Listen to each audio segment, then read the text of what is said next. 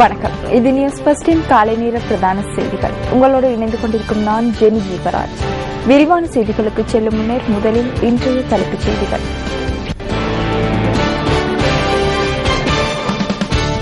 தவறிழைக்கும் சாரதிகளின் அனுமதி பத்திரத்திற்கு புள்ளிகளை வழங்கும் புதிய சட்டத்தை கொழும்பு மாவட்டத்தில் ஆரம்பிக்க தீர்மானம். வடபகுதி மக்களுக்கு சிங்கள மொழியை கற்பிக்கும் வேலை திட்டம் ஒன்றை தேசிய மொழிகள் மற்றும் சமூக நல்லிணக்க அமைச்சு ஆரம்பித்துள்ளது. சிரியாவில் நிலவுகின்ற வன்முறைகளுக்கு தீர்வுகளை பெற்றுத்தரும் செயற்பாடுகளுடன் இணைந்து கொள்ள ரஷ்யா மற்றும் அமெரிக்கா இணக்கம்.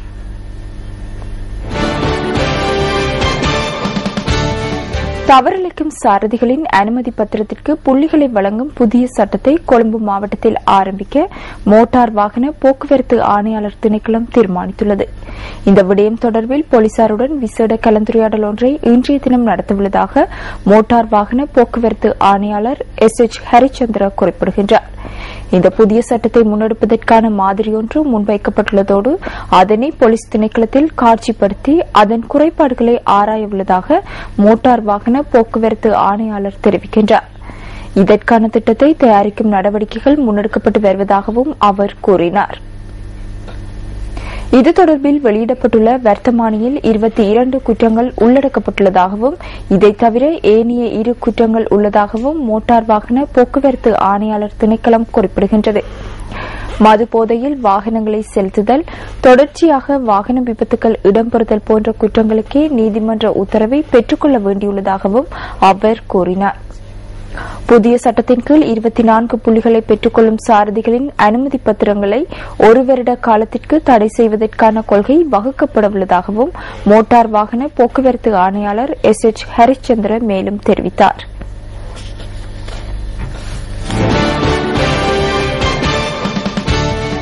வடபகுதி மக்களுக்கு சிங்கள மொழியை கற்பிக்கும் வேலை திட்டம் ஒன்றை தேசிய மொழிகள் மற்றும் சமூக நல்லிணக்க அமைச்சு ஆரம்பித்துள்ளது. அரச ஊழியர்களுக்கும் பொதுமக்களுக்கும் சிங்கள மொழியை கற்பித்தல் இந்த வேலை திட்டத்தின் நோக்கம் என தேசிய மொழிகள் மற்றும் பயிற்சி நிறுவனத்தின் பிரதி திட்டமிடல் பணிப்பாளர் கோபிநாத் கணேசமூர்த்தி தெரிவித்துள்ளார்.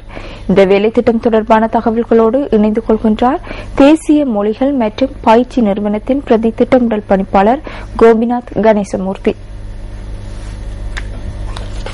இலங்கையில் தமிழ் பேசும் மக்களுக்கு சிங்களமும், சிங்களம் பேசும் மக்களுக்கு தமிழும் கற்பிப்பதன் மூலம் இனங்களுக்கிடையே சுமூகமான தொடர்பாடலையும் புரிந்துணர்வையும் ஏற்படுத்துவதற்காக எமது நிறுவனமாகிய தேசிய மொழிக்கல்வி மற்றும் பயிற்சி நிறுவனம் பணியாற்றுகின்றது. தற்போது வவுனியா, முல்லைத்தீவு, கிளிநொச்சி ஆகிய மாவட்டங்களில் தமிழ் பேசும் அரச உத்தியோகத்தர்களுக்கு 300 பேர் அளவில் 10 நாட்கள் பயிற்சி திட்டம் நடைபெறுகின்றது. சென்ற வருடம் வவுனியாவில் 200 பேருக்கு இப்பயிற்சி திட்டம் வழங்கப்பட்டது. அரச உத்தியோகத்தர்களுக்கு தமிழ் பேசும் அரச உத்தியோகர்களுக்கு சிங்கள மொழி பயிற்சியும் வகுப்புகளை எமது நிறுவன ரீதியில் நடத்தி வருகின்றது.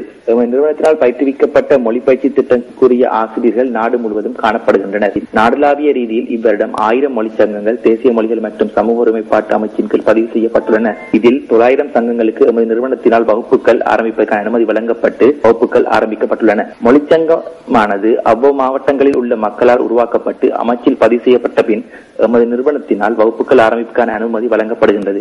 இதன் மூலம் எமது நாட்டில் தமிழ், சிங்கள மொழிகளை கற்றுக்கொள்ளும் ஆர்வமுடையவர்கள் எவராயினும் இவ்வகுப்புகளில் இணைந்து கொள்ளலாம். அரச உத்தியோகர்களுக்கு இப்பயிற்சி திட்டத்தில் பங்கு பெற்ற வேண்டுமாயின் அவர்களுடைய நிறுவனத்தினுடைய தலைவரினூடாக எமது நிறுவனத்திற்கு விண்ணப்பிக்க வேண்டும். பொதுமக்கள் இவ்வகுப்புகளில் கலந்து கொள்ள வேண்டுமாயின் பிரதேச செயலகங்களில் உள்ள நிலங்களில் கடமையாற்றும் தேசிய ஒருமைப்பாட்டு அபிவிருத்தி அதிகாரியை தொடர்பு கொண்டு மொழிச்சங்கங்களால் நடத்தப்படும் வகுப்புகளின் முழு விவரங்களையும் பெற்றுக் கொள்வதன் மூலம் அவர்களுக்கு இவ்வகுப்புகளில் இணைந்து கொள்ள முடியும்.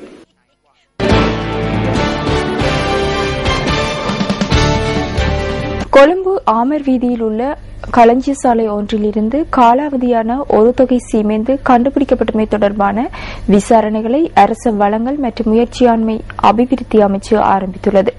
இது தொடர்பான அறிக்கை ஒன்றை சமர்ப்பிக்குமாறு இலங்கை சீமெந்து கூட்டுத்தாபனத்தின் தலைவருக்கு உத்தரவிடப்பட்டுள்ளதாக பிரதி அமைச்சர் சரத்குமார குணரத்ன குறிப்பிடுகின்றார்.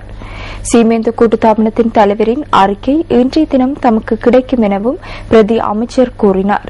இந்த சம்பவத்துடன் தொடர்புடைய அனைத்து நபர்களுக்கும் எதிராக கடும் சட்ட நடவடிக்கை எடுக்கப்படும் எனவும் அவர் குறிப்பிட்டுள்ளார். கடந்த சனிக்கிழமை நுகர்வோர் விவகார அதிகார சபையின் விசாரணை பிரிவினால் மேற்கொள்ளப்பட்ட சுற்றிவளைப்பின் போது இலங்கை சீமெந்து கூட்டுத்தாபனத்திற்கு சொந்தமான களஞ்சிய சாலை ஒன்றிலிருந்து இந்த சீமெந்து மூடைகள் கைப்பற்றப்பட்டுள்ளன. அவற்றிலிருந்து காலாவதியான 8500 சீமெந்து மூடைகள் கண்டுபிடிக்கப்பட்டதாக நுகர்வோர் விவகார அதிகார சபை தெரிவித்துள்ளது.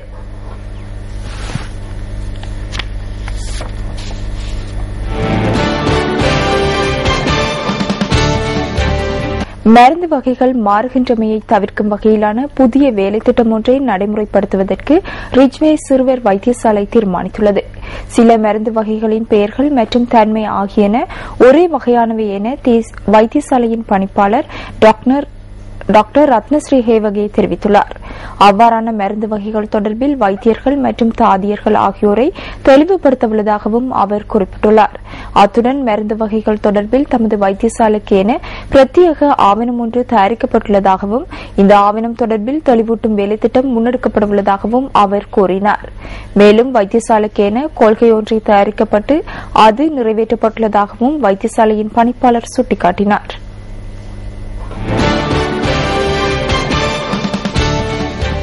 பதுளை ராமநில சரணாலயத்தில் தீ தொடர்ந்தும் பரவி வருவதாக இடர் முகாமித்துவ நிலையம் குறிப்பிடுகின்றது. இந்த தீயினால் சுமார் 250 ஏக்கர் நிலப்பரப்பு தீக்கிரையாகியுள்ளதாக நிலையத்தின் பதுளை மாவட்ட உதவி பணிப்பாளர் EML உதயகுமார் கூறினார். பண்டாரவளை வெள்ளவாய வீதியின் ராமனின் எல்ல பிரதேசத்தில் நேற்று மாலை மீண்டும் தீ பரவியது. பிரதேசத்தில் நிலவும் வறட்சியான காலநிலை மற்றும் கடும் காற்று காரணமாகவே இந்த தீ பரவியிருக்கலாம் என எல்ல பிரதேச செயலாளர் தெரிவித்தார். கடந்த 16ஆம் தேதி இந்த வனப்பகுதியில் தீ பரவியதுடன் இந்த தீயினை கட்டுப்பாட்டிற்குள் கொண்டு வருவது மிகவும் கடினமானது என எல்ல பிரதேச செயலாளர் சுட்டிக்காட்டினார்.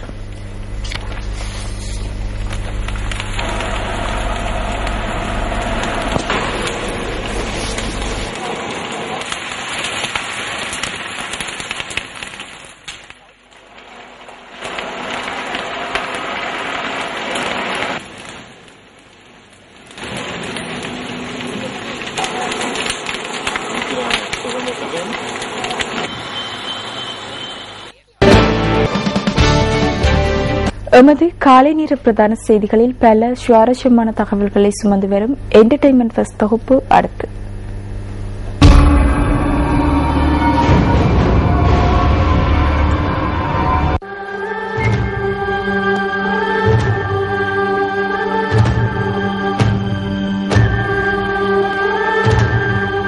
Somewhere in the French countryside, at the height of the Nazi occupation,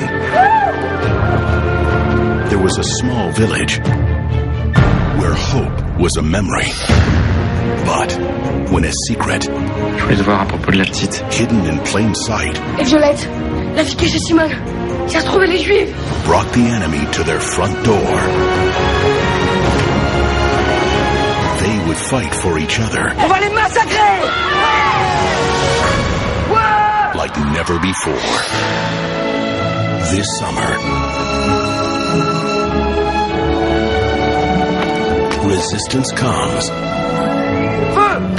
in all shapes and sizes. Attendez-moi les gars!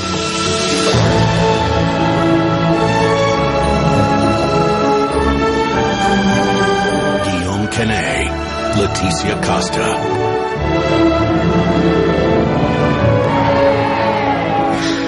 War of the Buttons. La guerre est déclarée, monsieur! sans blague.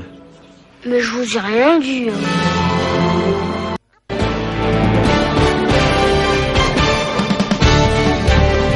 இலங்கை மத்திய வங்கி நேற்றைய தினம் வெளியிட்டுள்ள வெளிநாட்டு நாணய மாற்று விகிதம் தொடர்பான தகவல் அடுத்து.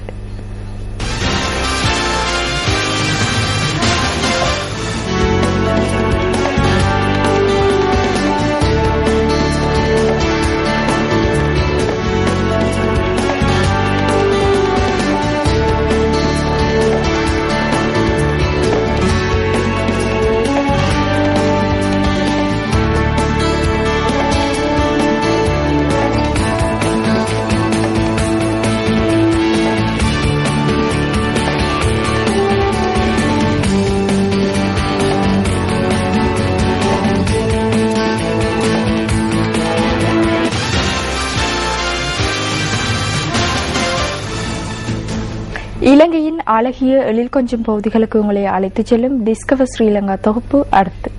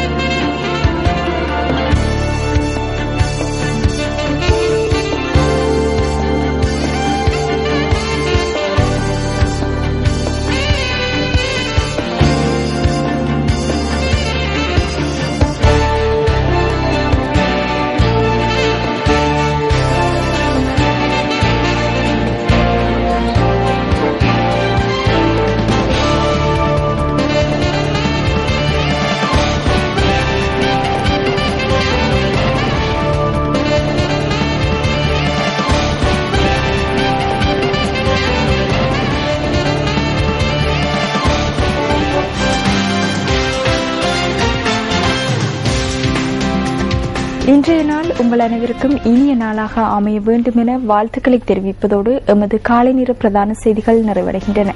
எமது மணித்தியால செய்திகளை 10:25க்கும் எமது மதிய நேர பிரதான செய்திகளை பிற்பகல் 1 மணிக்கும் நீங்கள் எதிர்பார்க்கலாம். வணக்கம்.